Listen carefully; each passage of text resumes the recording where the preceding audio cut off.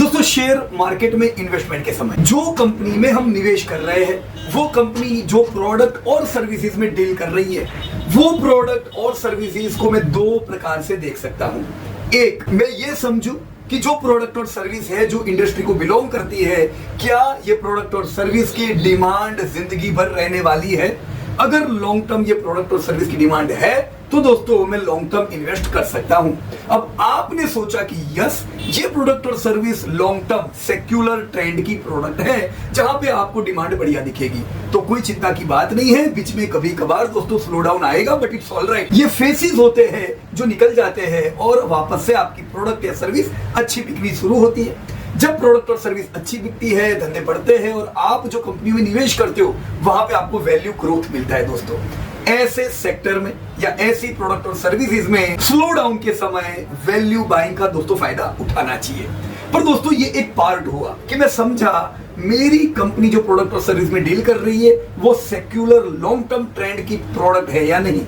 क्या वो cyclical product तो नहीं, जो इकोनॉमी की साइकिल के हिसाब से तेजियां मंदी आती है तो वहां पे वॉलेटिलिटी हो सकती है। दोस्तों मैं ये समझूं कि क्या मेरी प्रोडक्ट और सर्विस सीजनल प्रोडक्ट तो नहीं है कि 12 महीने में से कुछ यही सीजन में माल बिकेगा, वहां पे भी हाई वॉलेटिलिटी आ सकती है। कंसिस्टेंसी मिलने में दोस्तों वहां पे डर लगता है।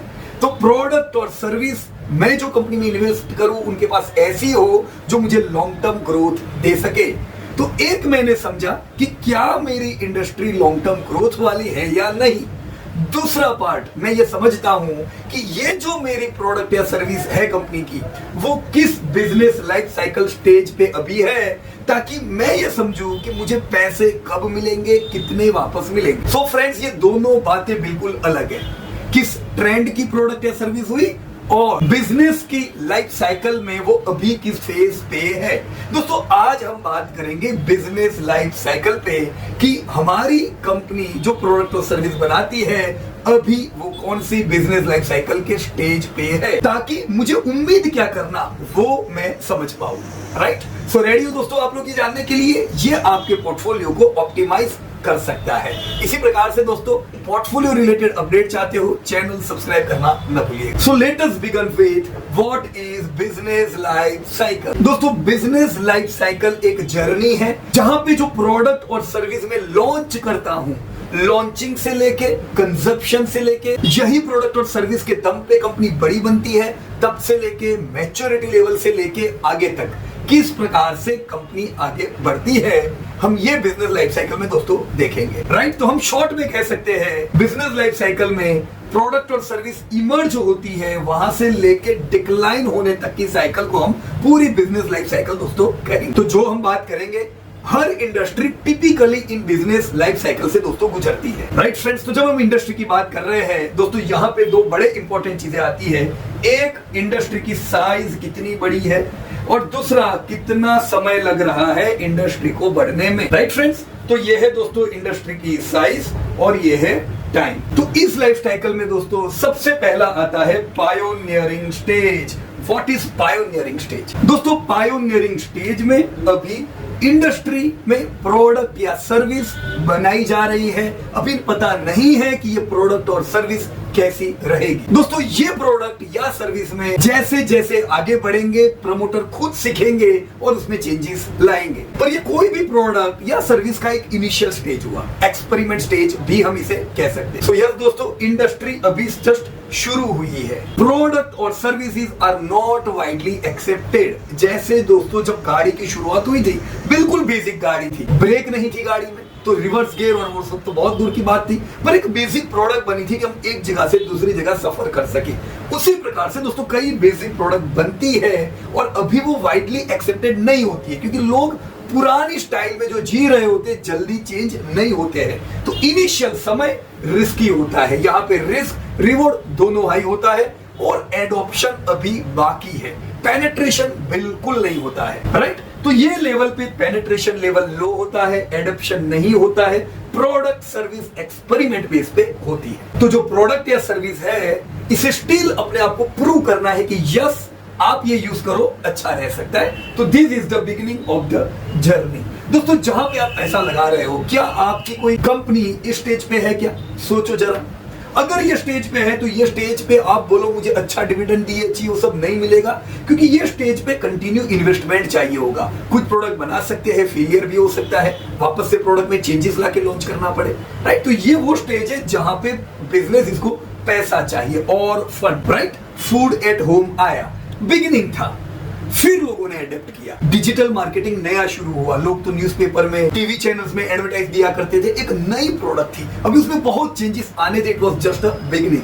फिर दोस्तों दूसरा स्टेज आता है जब अगर ये पड़ाव से कंपनी बाहर निकलती है, प्रोडक्ट और सर्विस एडॉप्ट होनी शुरू हो जाती है, पेनिट्रेशन होना शुरू हो जाता है, तब आता है दोस्तों ग्रोथ फेज।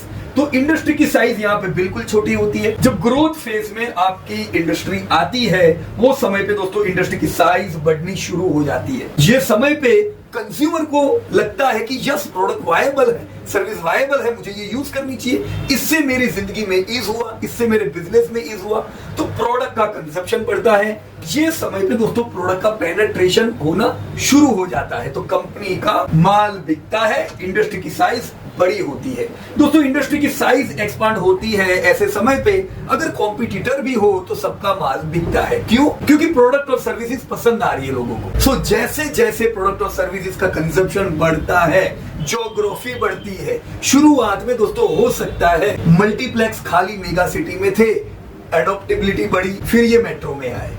पहले तो वो सिंगल थिएटर हुआ करता था, मेट्रो सिविल छोटे शहर में आए, तो ज्योग्राफी भी दोस्तों आपके प्रोडक्ट या सर्विस की बढ़ती है, कंपनीज के टर्नओवर बढ़ते हैं और आपको ऐसे समय पे ग्रोथ बढ़िया दिखता है। तो जनरली कंपनीज को ये समय पे एक्सपांशन करना होता है, तो फंड चाहिए, पर ऑलरेडी जब प्रोडक्ट आपकी बिक रही है तो कंपनी को प्रॉफिटेबिलिटी भी मिलती है। ऐसे समय पे निवेशकों को जो शुरुआत में पैसा डाल करना था, ये समय पे दोस्तों अब पैसा इन्वेस्टर को थोड़ा थोड़ा मिलना शुरू होता है। यहाँ पे बिल्कुल डिविडेंड नहीं होता है, लेकिन ग्रोथ फेज में डिविडेंड भी मिलना शुरू होता है। तो शेयर होल्डर को जो डिविडेंड मिलता है वो क्या है? रिवॉर्ड है दोस्तों, जो आपने पैसा लगाया, यस अब आपका बिजनेस प्रोडक्ट बेच पा रहा है तो आपको पैसे एनुअल बेस पे मिलेंगे भी सही। Alright friends, this is the growth phase. दोस्तों ग्रोथ फेज के बाद आता है मैच्योर फेज। इसे हम क्या कहते हैं? Mature phase. So what is mature phase? दोस्तों ये समय पे अब इंडस्ट्री को समय हो चुका है, जो कंज्यूमर है उन्हें प्रोडक्ट पसंद आती है, तो वो लोग रेगुलर बेस पे प्रोडक्ट या सर्विसेज को यूज करते जा रहे हैं, तो प्रोडक्ट और सर्विसेज कंटिन्यू मोड पे बिकती है। कंपटीशन कई होने के बावजूद भी दोस्तों माल बिकता है, साइज इंडस्ट्री की बढ़ती है। ग्रोथ ये समय पे जितना होता है उतना नहीं होता है, क्योंकि ग्रोथ यहाँ पे हाई इसलिए होता है क्योंकि पेनिट्रेशन नहीं था, अभी बहुत लोगों तक पहुंचना बाकी था, ज्योग्राफिकल एक्सपांशन बाकी था। पर मैच्योर लेवल पे दोस्तों एक्सपांशन तो हो चुका है, अब कंज्यूमर प्रोडक्ट यूज कर रहे हैं, कंपनी के पास प्राइस बढ़ाने से एडिशनल टर्नओवर आता है, ग्रोथ मिलता है, पर ये समय पे जो ग्रोथ है वो नहीं मिलता है। पर मैच्योर इंडस्ट्री का क्या फायदा? दोस्तों ये समय पे कंपनी कम इन्वेस्ट करती है, क्योंकि अब इन्वेस्ट करके करेंगे क्या, अब कम इन्वेस्ट करना होगा। पर यहाँ पे दोस्तों शेयर होल्डर्स को ज्यादा डिविडेंड मिलना शुरू होता है। तो यहाँ 0 था, यहाँ पे हो सकता है 20% डिविडेंड मिले, यहाँ पे 50 to 80% डिविडेंड भी दोस्तों बटना शुरू हो जाता है। क्यों? क्योंकि अब आपकी कंपनी को पैसा कम चाहिए एक्सपांशन में, अब शेयर होल्डर को रिवॉर्ड का टाइम है। शुरुआत का फेज क्या था? पैसा चाहिए था आपकी कंपनी को, राइट? तो आप जो प्रोडक्ट या सर्विसेज की कंपनी में इन्वेस्ट कर रहे हो, वहां पे समझो कि मेरी जो कंपनी है वो अभी किस फेज पे है। अगर आप आईटी में इन्वेस्ट करते हो तो आप जान चुके होंगे कि अब आपकी आईटी की कंपनी मैच्योरिटी फेज पे जा रही है, अब वो आपको ज्यादा डिविडेंड दे रहे हैं, प्रॉफिटेबिलिटी तगड़ी होती है दोस्तों, बहुत लोन की जरूरत नहीं पड़ती है। ऐसे कई इंडस्ट्री दोस्तों मैच्योर लेवल पे होती है, पर आप मैच्योर इंडस्ट्री से उम्मीद करो कि आपको ग्रोथ इंडस्ट्री जैसा ग्रोथ मिले, तो आपकी उम्मीद गलत है। सिमिलर वे में अब ग्रोथ इंडस्ट्री से उम्मीद करो कि मैच्योर इंडस्ट्री जैसे प्रॉफिट मार्जिन हो, वो भी पॉसिबल नहीं है। कई लोग तो पायोनियर स्टेज वाली इंडस्ट्री से उम्मीद करते हैं कि तुम्हारे मार्जिन कम है, तुम लॉस कर रहे हो। भाई ये तो लॉस ही करेंगे ना, अभी तो शुरुआत है। तो उम्मीद किस फेज की बिजनेस से कैसी करने की वो हमें बता रहे हैं। और एज अ इन्वेस्टर दोस्तों, मुझे अगर रिस्क फ्री, स्ट्रेस फ्री मेरे पोर्टफोलियो को कंटिन्यू बढ़ाना है, तो मुझे ये ध्यान रखना है कि मेरे पोर्टफोलियो में अलग अलग फेसेस की इंडस्ट्री की कंपनियां हो। अगर सिर्फ पायोनियर स्टेज की इंडस्ट्री रखेंगे तो जबरदस्त वोलेटाइल रहेगा, आपको कंसिस्टेंट पैसा नहीं मिलेगा। हाई रिस्क रहता है, तो खाली pioneer stage is highly risky. खाली ग्रोथ रखोगे तो दोस्तों आपको अर्निंग कम मिलेगी, मैच्योरिटी कम होगी। खाली मैच्योर रखोगे तो ग्रोथ नहीं मिलेगा। सो पोर्टफोलियो बनाना कैसे है? जब मैं पोर्टफोलियो क्रिएट करूं, मैं अलग अलग इंडस्ट्री को लिस्ट आउट करूं, उनको समझो कि क्या मेरे पोर्टफोलियो में ये अलग अलग फेज वाली इंडस्ट्रीज है, तो ये शुरुआत वाले में रिस्क बड़ा होगा, रिवॉर्ड भी बड़ा होगा, पर कुछ हद तक मेरा पोर्टफोलियो यहाँ पे भी हो। फॉर एग्जांपल मैंने यहाँ 20% इन्वेस्ट किया, कुछ पैसा मेरा ग्रोथ इंडस्ट्री में भी हो ताकि मेरे पोर्टफोलियो को ग्रोथ भी तगड़ा मिले, राइट। कुछ मेरा पोर्टफोलियो मैच्योर में हो तो मुझे कंसिस्टेंसी भी मिलती है।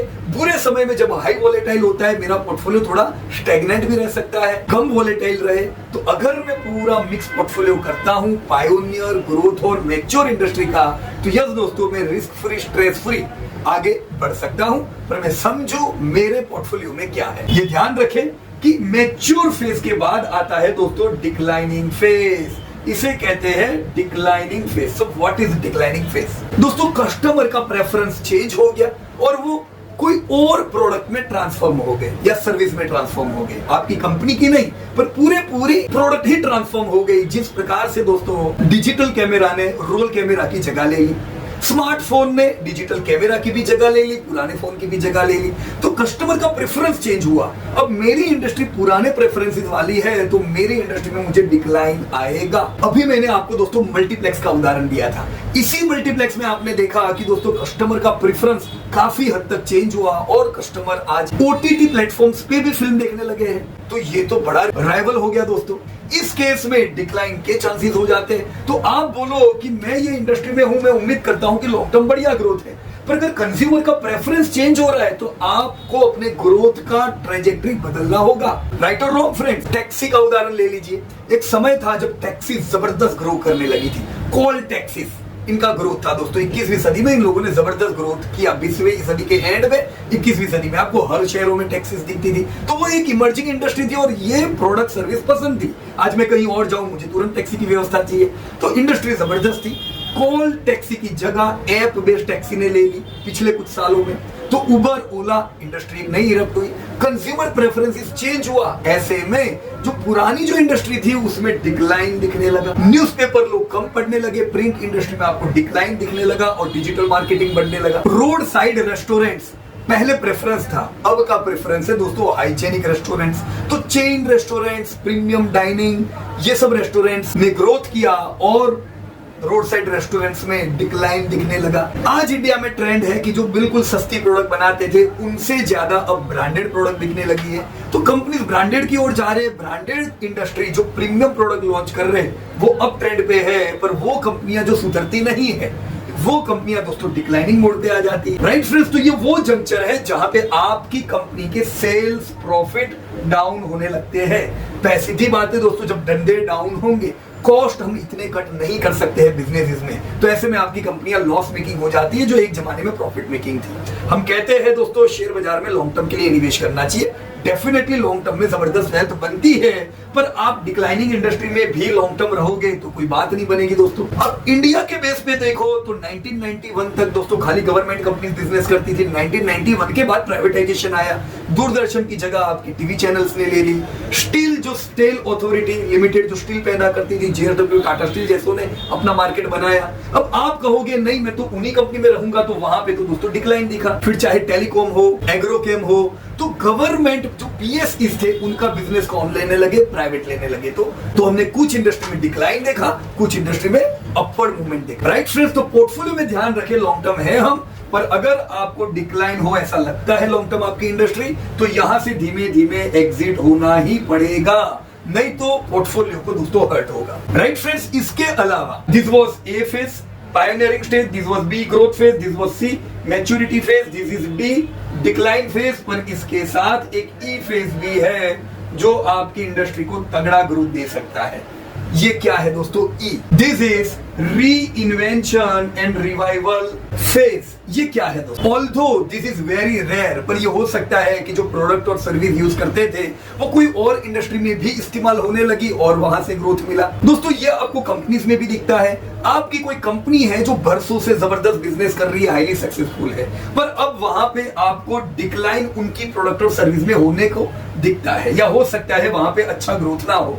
तो वो कंपनी भले बूढ़ी हो चुकी है, पर वो कंपनी यंग कपड़े पहन सकती है अपने आप को री इन्वेस्ट करके, रिवाइव करके। कैसे? आपने कई ग्रुप्स को इमर्जिंग प्रोडक्ट और सर्विसेज लॉन्च करके दोस्तों वापस अब ट्रेंड में आते देखा होगा। फॉर एग्जाम्पल रिलायंस सीधा जाता उदाहरण है दोस्तों। उनकी प्रोडक्ट और सर्विस है वो एक प्रकार से साइक्लिक प्रोडक्ट हुई दोस्तों। रिफाइनिंग ऑयल एंड गैस, वहां पे बहुत ग्रोथ होना मुश्किल है, तो उन्होंने क्या किया? उन्होंने रिटेल, जो दोस्तों अगेन पायोनियर स्टेज का एक बिजनेस हुआ, उन्होंने रिटेल इंडस्ट्री में काम किया, उन्होंने डिजिटल में काम किया, जियो लॉन्च किया। तो वो थे ये लेवल पे जहां से डिक्लाइन हो सकता था, और डिक्लाइन हुआ भी दोस्तों 2009 से 14 के दरमियान, ग्रोथ नहीं हुआ।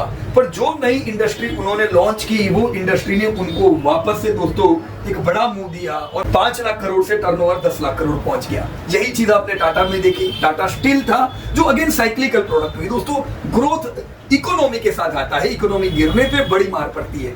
तो उन्होंने भी आईटी में क्यों कदम रखा? आईटी का एक दोस्तों पायोनियरिंग स्टेज था, फिर वो भी ग्रोथ में आई, मैच्योर हुई। आज दोस्तों उनको सबसे बड़ा प्रॉफिट आईटी दे रही है दोस्तों। रिटेल में टाटा भी आया, महिंद्रा ने भी यही किया। रिसेंट ऑफ एग्जांपल देखो, एलएनटी ने क्या किया। एलएनटी का जो बिजनेस था इंफ्रा रिलेटेड था, पर इंडिया में बरसों तक इंफ्रा में इन्वेस्ट नहीं होने के कारण उनका ग्रोथ होता नहीं था। उन्होंने भी अलग अलग इंडस्ट्री में निवेश किया, राइट, और आज वो इंडस्ट्री बढ़िया ग्रो कर रही है। रिसेंटली सेमीकंडक्टर में आए। अब सेमीकंडक्टर तो इंडिया में पायोनियर स्टेज पे है, तो उन्होंने एक नया बिजनेस शुरू किया जो पायोनियर स्टेज का है। ये इनको ग्रोथ देगा, कल एलएनटी को वो काफी ऊपर ले जाएगा। सिमिलरली रिन्यूएबल एनर्जी का उन्होंने एक नया सेगमेंट शुरू किया। क्यों किया? तो इसे हम कहेंगे खाली यंग कंपनियां बड़ी होती है ऐसा नहीं है, पर जो मैच्योर कंपनी होती है वो भी यंग इंडस्ट्री के कपड़े पहन के वो भी यंग हो सकती है और लॉन्ग ग्रोथ करती है। हमें ये समझना है कि मेरे पोर्टफोलियो में जो अलग अलग कंपनीज है, एचडीएफसी बैंक है, तो वो क्या लॉन्ग टर्म सेक्युलर ट्रेंड का ग्रोथ मुझे दे सकती है कि साइक्लिकल है? पहला जवाब मिला, लॉन्ग टर्म ग्रोथ मिलेगा, क्योंकि प्राइवेट बैंकिंग में 15% ग्रोथ उम्मीद करेंगे। चलो हो गया।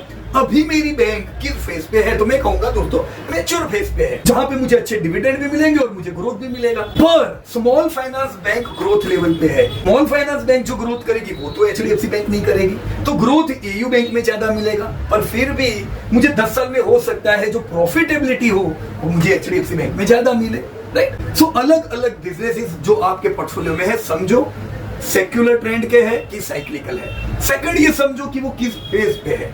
मेरे पोर्टफोलियो में एचडीएफसी बैंक हो जो मुझे कंटिन्यू प्रॉफिट दे, टीसीएस हो जो मुझे कंसिस्टेंट प्रॉफिट दे, तो मुझे MapMy India, FL, AU bank जैसी ग्रोथ इंडस्ट्री भी चाहिए ताकि पोर्टफोलियो ग्रोथ भी करे। Alright friends, so I hope friends ये जो फेजेस है ये आपको इन्वेस्टमेंट में काम लगेंगे। मुझे चैट बॉक्स में जरूर बताइएगा कि आपने जो कंपनी में निवेश किया है, क्या आपके पोर्टफोलियो में कौन सी कंपनीज है, किस फेज पे है, किस ट्रेंड की है, सेक्युलर ट्रेंड की, cyclical trend. So thank you very much and best of luck to everybody. जय हिंद दोस्तों।